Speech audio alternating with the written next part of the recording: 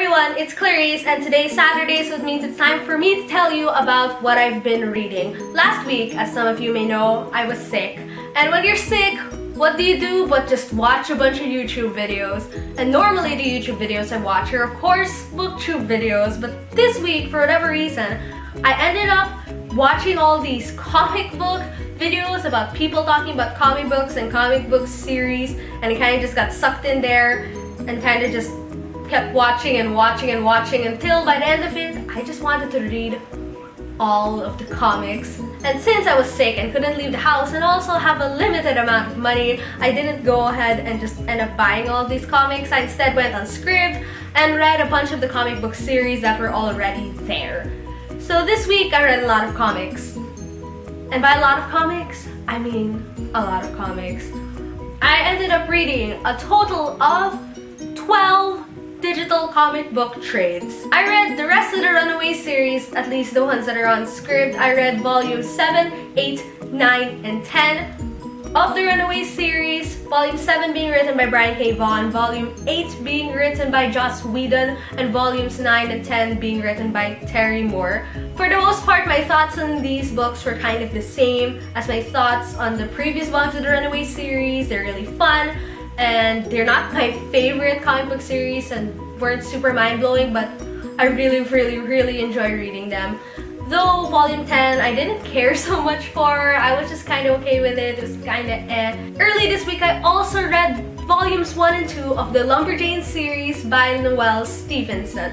Lumberjanes is essentially about these girls that are in this summer camp sort of thing, and they end up fighting all these weird magical beings and being caught in all these strange magical situations, and it's kind of hard to explain, but it does remind me a lot of Adventure Time. It does have that sort of feel. But what's really cool is all the main characters in the series are girls, and also the entire creative team behind Lumberjanes are also female, which is awesome. I'm so glad I started reading this. I really want to read the next volumes already. And then I started trying to get into some of the other Marvel things because Scribd has a lot of Marvel. I wanted to try reading some DC also, but there are no DC comics on Scribd. I started by reading Ultimate Spider-Man Volume 1, Power and Responsibility by Brian Michael Bendis. It's what you expect it to be. It's Volume 1.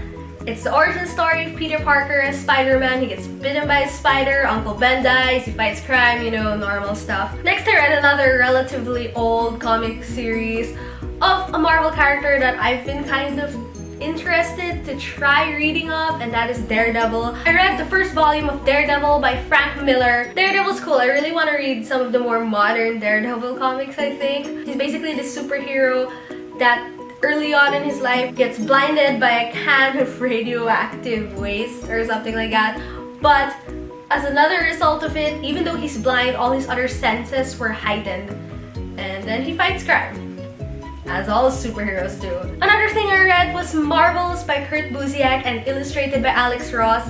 Marvels is basically a story that follows the entire history of the Marvel Universe from like the first superhero, the Human Torch, onwards, and it kind of highlights all of the significant parts of the Marvel Universe and conflicts, but it follows it not from the point of view of the superheroes, but from the point of view of a normal person, this photographer who's just documenting all these things happening. And I really enjoyed the story, but my favorite part of this was the art. I'll put some pictures here, but Alex Ross is amazing. He kind of paints the art rather than doing the normal penciling and inking and coloring. He just paints everything, and it's amazing. I really want a physical copy of a comic book that was illustrated by Alex Ross because his illustrations are so good. Next I read the New Avengers Volumes 1 and 2 by Brian Michael Bendis. I like the story, and it was cool seeing all these other superheroes that I'd never heard of before. And lastly, today I actually want to read some Deadpool because Deadpool is a character that I really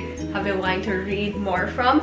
But I also kind of wanted to read a comic with my little brother because I need to spend more time with him before I go to school next week and I won't be able to see him much. So instead I ended up reading another Ultimate Spider-Man Volume 1, though it's from a different series, though it's also by Brian Michael Bendis. But it was called Ultimate Spider-Man Volume 1, The World According to Peter Parker, or something like that.